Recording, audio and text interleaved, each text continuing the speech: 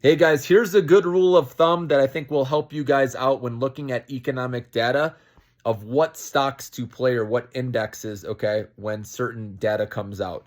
So if you see really weak data, like we saw, remember with CPI, for example, where we had that negative reading July 11th, that was negative 0.1%, whereas they were expecting 0.2%. People were worried about deflation and recession because of that. And so if you see that again moving forward on economic reports, we see much weaker than expected data, then you want to be in TLT. This is the 20-year treasury bond, or you can be in TMF if you're more aggressive and want to play the leveraged ETF, okay? And then if data comes in just slightly weaker than expected, that's what we want because we don't want people worrying about a recession. We want the consumer to remain healthy so we can keep on chugging along. That's the data we got this week. That's why stocks went up. That's when you can play IWM, which we saw catch a bounce as well, because we still expect a 25 basis point cut, maybe not 50 basis points anymore because we're seeing, right, strong retail sales and we're seeing unemployment claims that came in less than expected this time, okay? But we're still on pace for a 25 basis interest rate cut, and we have a strong consumer and jobs are still holding up.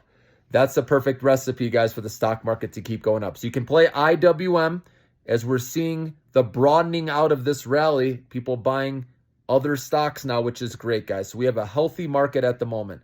So IWM, if data comes in slightly less than expected or even in line with expectations, is okay to play that one. And then if it comes in hotter than expected, let's say inflation rears its ugly head again, right? And we see that accelerate again or come in higher than expected, then you want to hide out in dividend stocks like Annaly I talked about, that 13 to 14% dividend going right to your bank account. I have that regardless, okay, because I have 4 kids and I want to make sure to grow my capital safely over time, okay, my nest egg.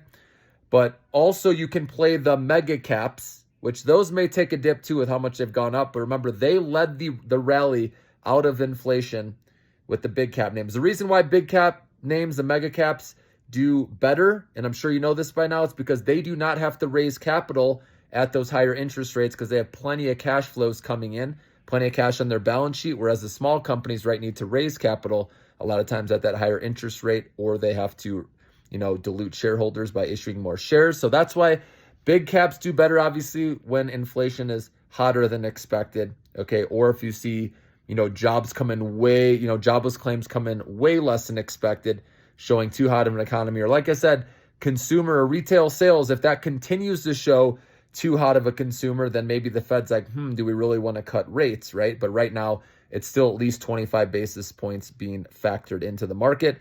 But just remember that, guys, the dividend stocks, right, the big caps, the mega caps will do better when data comes in hotter than expected. So hope that helps you guys out. Have a good one.